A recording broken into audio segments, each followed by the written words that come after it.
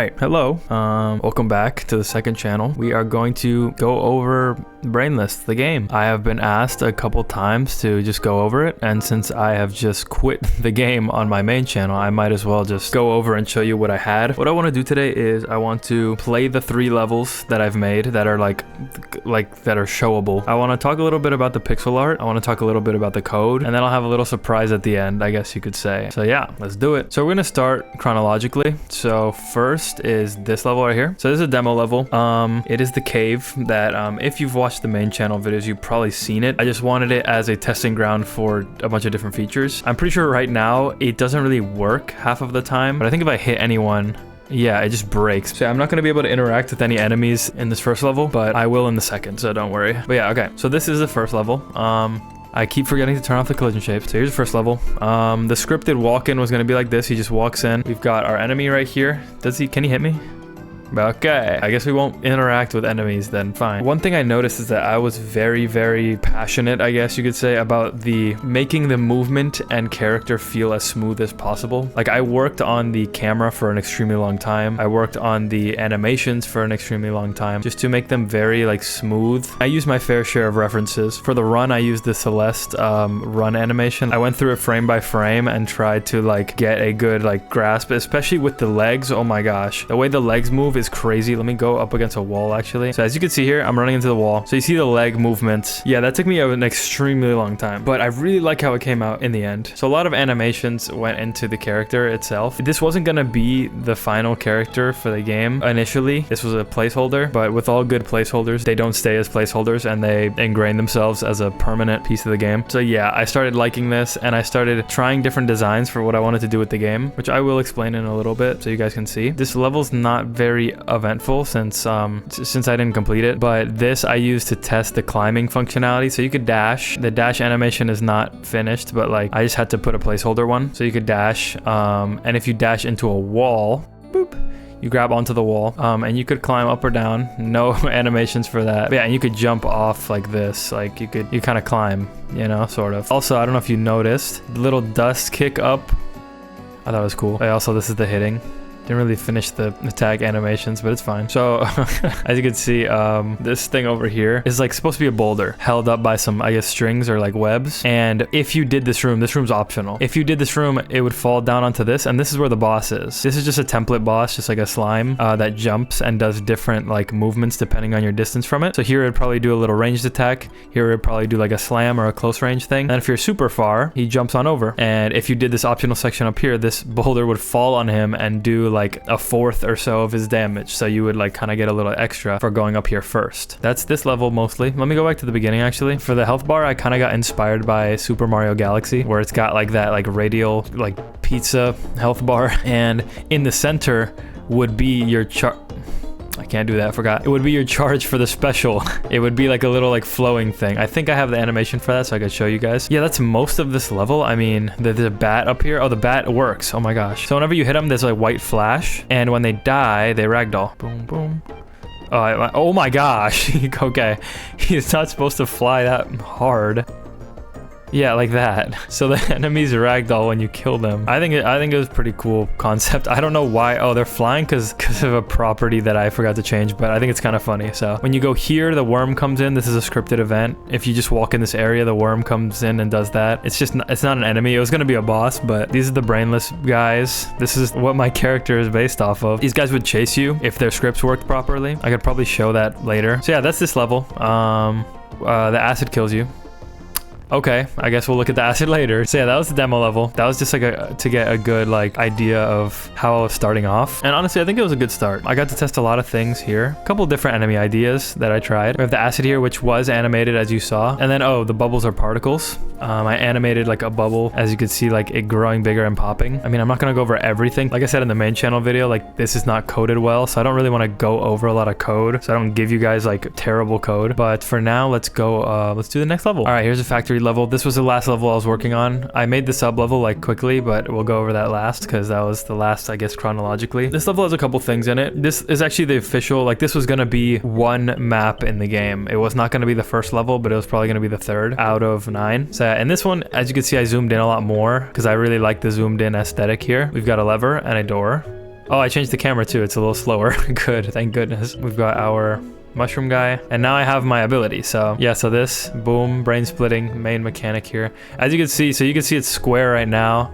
If I move to my mouse, it changes to a mouse icon. I worked like a week doing this, like the input differences. I don't think I've shown what happens when you lose. I don't think I made it though, so it doesn't really matter, but oh yeah, that, oh damn it. As you saw there, it cracks and breaks, and the two like pieces are supposed to fly in two different directions. And if you do win, we already know what happens when you win. You blow up out of him. I don't know if this is broken too.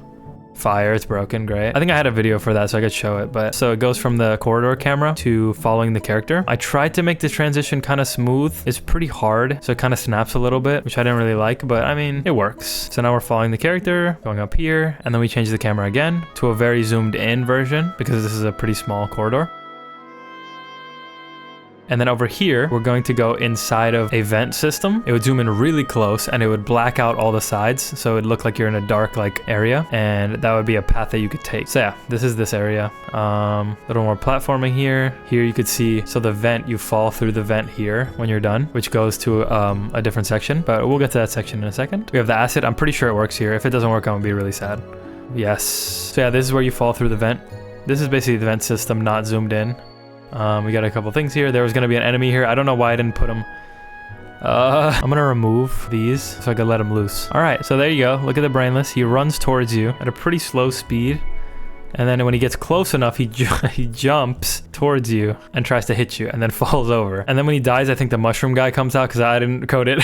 But yeah, so that's that. This is Bruegel. So this is where you would be introduced to Bruegel, which is a friendly character in the game. He is basically a little roly-poly bug, or like those bugs that roll up the balls of dirt. He would kind of be the helper of this area, and you would need to use him also. So he has this ball, and you could hit the ball.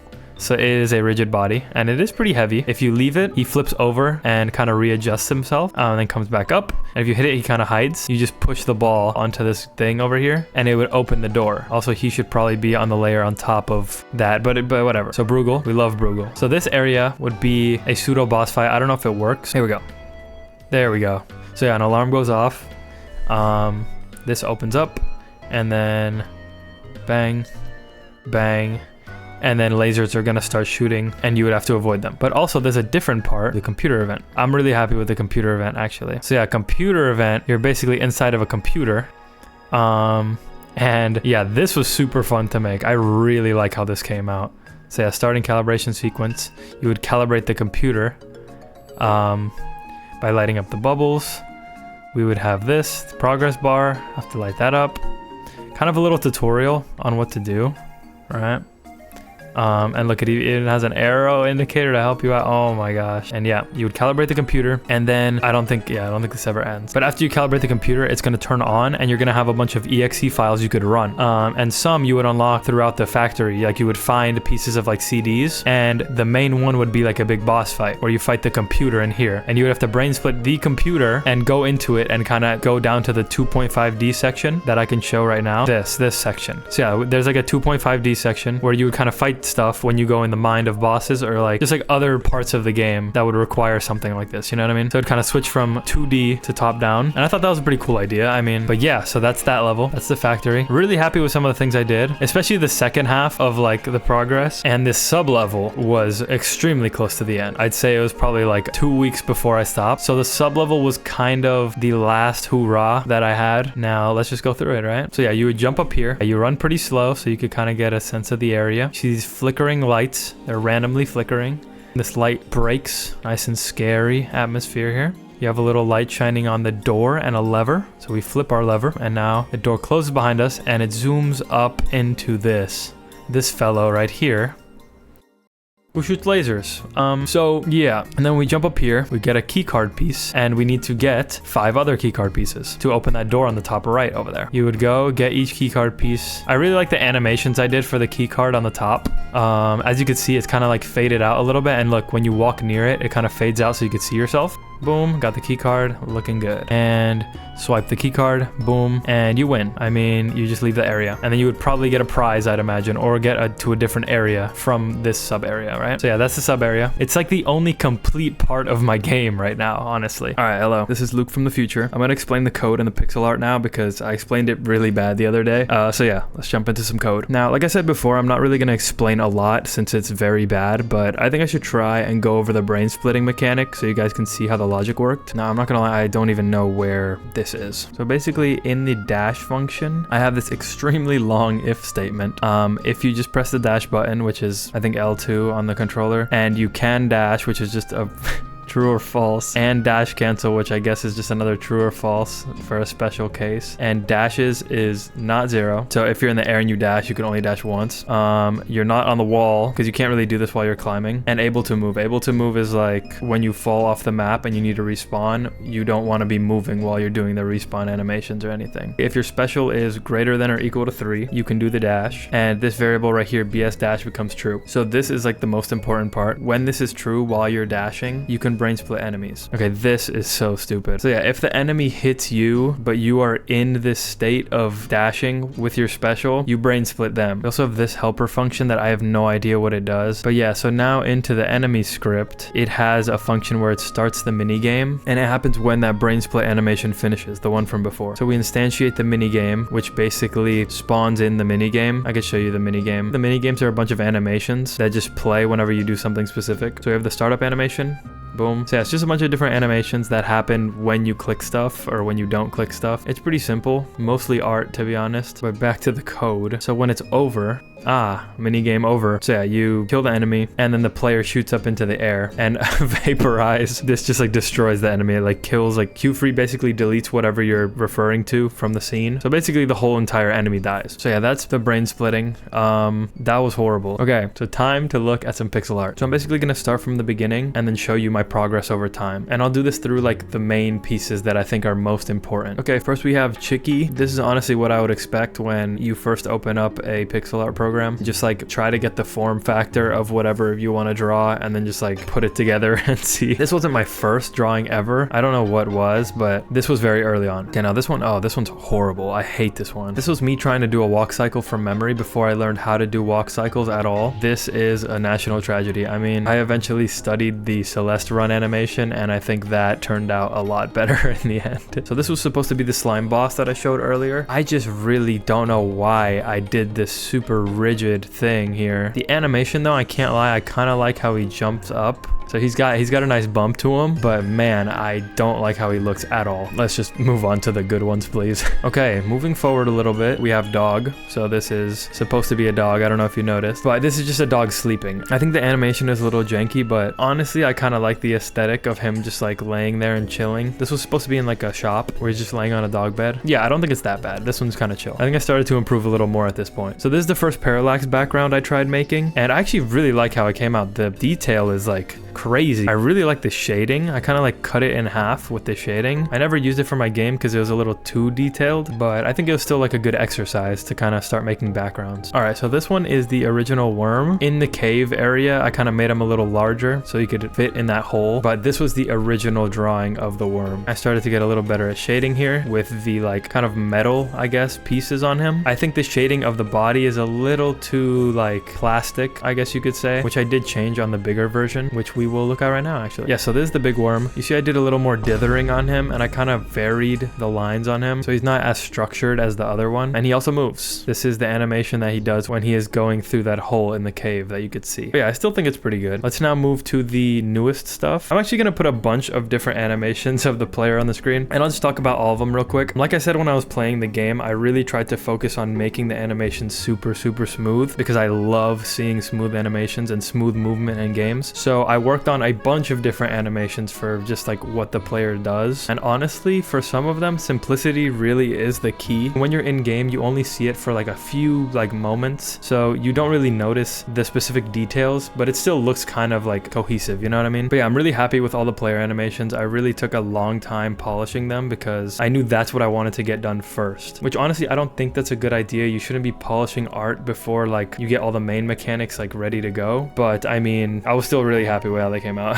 Now for the Brainless, we already saw a couple when we were in game, but let me just put them up on screen right now so you could see all of them. I honestly really liked making these as well, especially the falling one. I really like the concept of him just running towards you and just falling over when he sees you. I think the only thing I would fix with the falling animation is when he gets up, I feel like his arms are kind of curved forward, which doesn't really make sense when you're kind of supporting yourself to stand up from the floor. I still think overall the animations are pretty nice. Also, this was the enemy that inspired the little guy, so can't really go in on him too much. But another enemy that I don't think I've shown is the smaller version of this guy, and he is right here. Okay.